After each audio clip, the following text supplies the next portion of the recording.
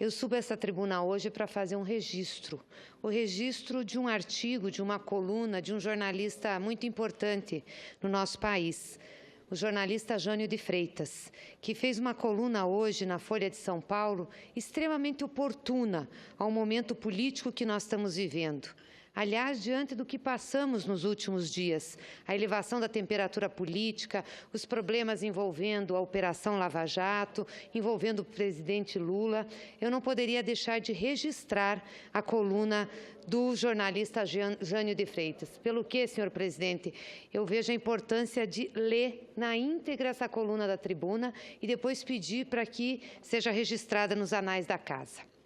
Diz o jornalista Jânio de Freitas hoje na Folha de São Paulo: em condições normais ou em país que já se livrou do autoritarismo, haveria uma investigação para esclarecer o que o juiz Sérgio Moro e os procuradores da Lava Jato intentavam de fato quando mandaram recolher o ex-presidente Lula e o levaram para o aeroporto de Congonhas. E apurar o que de fato se passou ali, entre a aeronáutica, que zela por aquela área de segurança, e o contingente de policiais superarmados que pretenderam assenhorar-se de parte das instalações. Mas quem poderia fazer uma investigação isenta? A Polícia Federal investigando a Polícia Federal? A Procuradoria-Geral da República investigando procuradores da Lava Jato, por ela designados? É certo que não esteve distante uma reação da aeronáutica, se os legionários da Lava Jato não contivessem seu ímpeto. Que ordens de Moro levavam? Um cameraman teve a boa ideia, depois do que viu e de algo que ouviu, de fotografar um jato estacionado, porta aberta, com um carro da Polícia Federal ao lado, ambos bem próximos da sala de embarque VIP, transformada em sessão de interrogatório. É compreensível, portanto, a proliferação das versões de que o plano Moro era levar Lula preso para Curitiba, o que foi evitado, ou pela aeronáutica, a falta de um mandado de prisão e contrária ao uso de dependências suas para tal operação, ou foi sustado por uma ordem curitibana de recuo, à vista dos tumultos de protesto logo iniciados em Congonhas, mesmo em São Bernardo, em São Paulo, no Rio e em Salvador. As versões variam, mas a convicção e os indícios do propósito frustrado não se alteram. O grau de confiabilidade das informações prestadas a respeito da Operação Operação 24 da Lava Jato, pode ser constatado já no decorrer das ações. Nesse mesmo tempo, uma entrevista coletiva reunia, alegadamente para explicar os fatos, o procurador Carlos Eduardo dos Santos Lima e o delegado Igor de Paula, além de outros. Operação Bandeirantes. Ora, veja, de onde me veio essa lembrança extemporânea da ditadura? Pergunta Jânio. Uma pergunta era inevitável. Quando os policiais chegaram à casa de Lula, às 6 horas, repórteres já os esperavam. Quando chegaram com Lula ao aeroporto, repórteres os antecederam. Houve vazamento? O procurador, sempre prestativo para dizer qualquer coisa, fez uma confirmação enfática. Vamos investigar esse vazamento agora. Acreditamos sim, e até colaboramos. Só a cúpula da Lava Jato sabia dos dois destinos. Logo, como sabe também o procurador, foi dali que saiu a informação, pela qual os jornalistas agradecem. Saiu dali como todas as outras, para exibição posterior do show de humilhações. E por isso, como os outros, mas esse vazamento não será apurado, porque é feito com origem conhecida e finalidade desejada pela Lava Jato. A informação de que Lula dava um depoimento naquela mesma hora foi intercalada por uma contribuição veloz e não pedida do delegado Igor Romário de Paula, espontâneo. Não era verdade e o delegado sabia, mas não resistiu. Figura inabalável este expoente policial da Lava Jato, difundiu insultos a Lula e a Dilma pelas redes de internet durante a campanha eleitoral. Parênteses vocês lembram disso? Quem está nos assistindo e acompanha as redes, lembra da manifestação desse delegado. Nada aconteceu. Dedicou-se a exaltar Aécio, também pela rede. Nada lhe aconteceu. Foi um dos envolvidos quando Alberto Youssef, já prisioneiro da Lava Jato, descobriu um gravador clandestino em sua cela na Superintendência da Polícia Federal em Curitiba. Nada aconteceu, embora todos os policiais ali lotados devessem ser afastados de lá e os envolvidos afastados da própria PF. Se descobrir por que a inoportuna lembrança do nome Operação Bandeirantes e for útil, digo mais tarde. Essas foram as palavras do jornalista Jânio de Freitas. Jânio sabe o que foi a ditadura, sabe o que significou a Operação Bandeirantes e, com certeza, não fez essa referência de forma gratuita. A espetacularização que nós vivemos na sexta-feira coloca em xeque o Estado de Direito brasileiro, coloca em xeque a democracia. Combater a corrupção é um dever da Polícia Federal, um dever do Ministério Público, do Judiciário, é um dever de todos nós. Mas arrebentar o Estado de Direito em nome de combate à corrupção, nós não podemos tolerar. Essa casa é guardiã da Constituição Federal, é guardiã da legalidade, e nós temos que nos manifestar sempre que as coisas dessa forma acontecerem. E quero dizer mais, senhor presidente, queria aqui também fazer a leitura. Concedo uma parte à senadora Regina.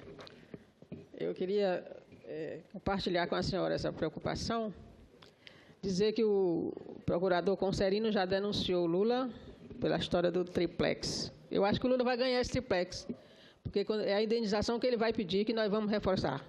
No final de tudo, provar que aquilo ali não é dele, ele vai ter que ganhar um triplex, porque já tem até matéria dizendo quantos anos de cadeia ele vai pegar, que vai ser rápido, julgamento na primeira instância, julgamento na segunda instância, que agora o Supremo Tribunal Federal, a meu ver, feriu a Constituição, mas de segunda instância aí já é condenado, já é preso, né? Diz que vai pegar 15 anos, já tem matérias aí rolando nessa história para não ser candidato. Eu nunca vi tanto medo de um candidato, Deus me livre. Mas eu queria dizer para você assim, que a gente não fala, o pessoal diz, o senador Medeiros não está mais aqui, nós não estamos incitando ninguém a ir para a rua domingo, nós, pelo contrário, o partido tirou nota em todos os estados, eu sou presidente estadual, todos os estados nós estamos tirando nota para o pessoal não ir para a rua no domingo, né, mas também não descarta a possibilidade de ter infiltrados com a camisa vermelha para usar no PT. E isso não é exagero, porque nós vimos isso em 89 no sequestro do Abílio Diniz. Quando desvendaram o sequestro, a primeira coisa que fizeram foi meter 2 camisetas do PT no corpo do sequestrador, que depois ficou provado. Então, a gente precisa ter muito cuidado e dizer assim, e a gente tem que... A Polícia Federal é tão ágil para descobrir algumas coisas, não foi capaz de descobrir de quem é uma cocaína encontrada no helicóptero de um senador. Né? Não é capaz de descobrir de quem é o triplex do Rio de Janeiro, de Paraty. Né? Então, a agilidade só é para um lado. Ninguém aqui eu vi levantar, ninguém, nem nós, eu acho, eu não vi, sobre a funcionária fantasma do gabinete do senador Serra. Estranhamente, Severo saiu da mídia quando disse quando denunciou os 100 milhões de Fernando Henrique numa operação, numa transação na Argentina.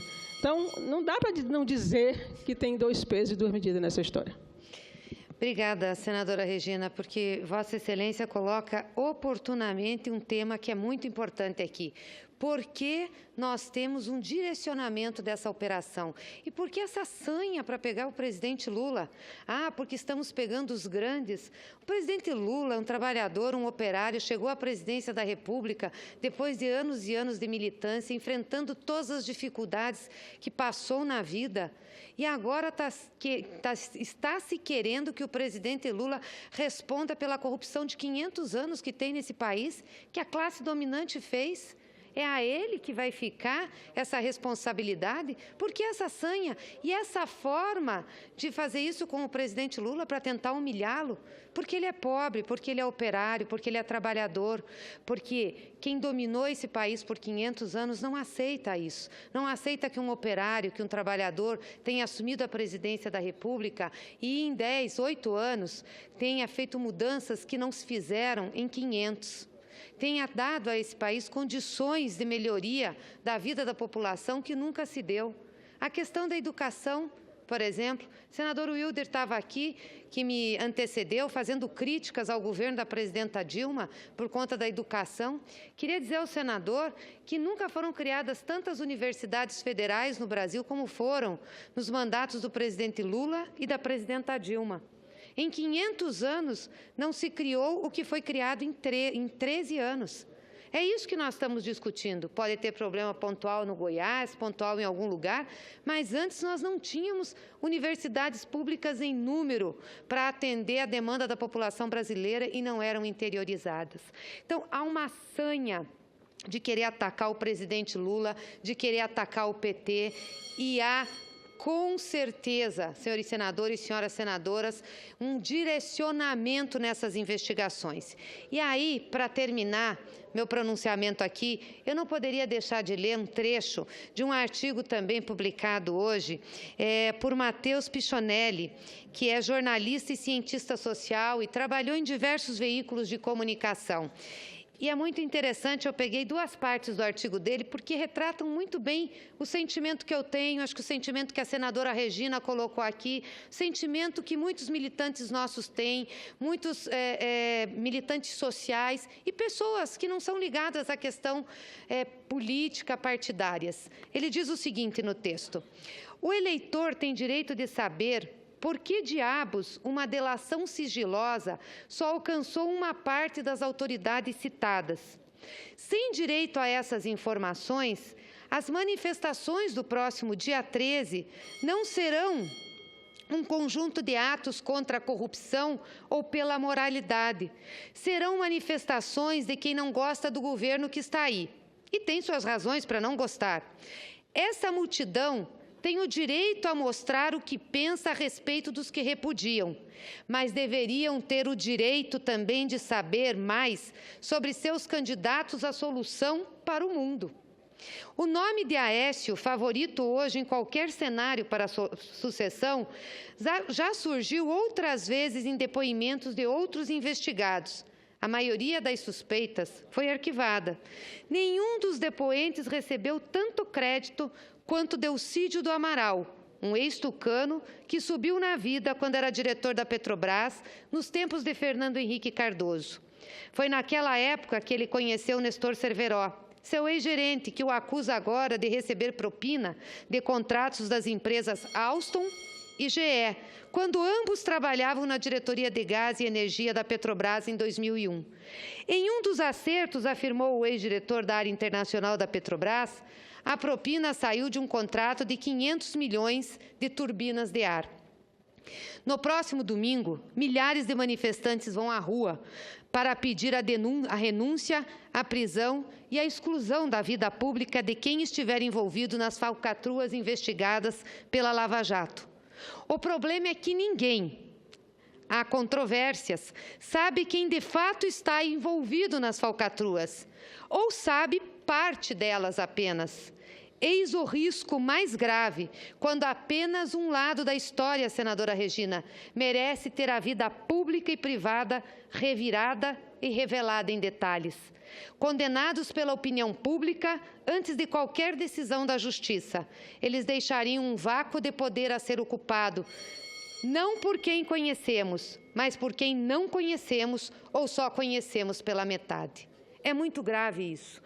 E quero anunciar a essa casa que, na semana que vem, estou protocolando um projeto de lei para que nós possamos resolver essa situação dos vazamentos seletivos das operações policiais, quaisquer que sejam elas, sejam operações voltadas ao colarinho branco, a políticos, a bandidos em geral, nós não podemos ter vazamentos seletivos. Portanto, é o seguinte: qualquer vazamento que se tiver desta operação o processo tem que se tornar público imediatamente e ser de conhecimento geral e irrestrito. Portanto, o juiz que for responsável pelo processo, que tiver qualquer vazamento seletivo, vai ter que dar publicidade na íntegra de todo esse processo, colocá-lo na internet, tudo, inclusive as delações.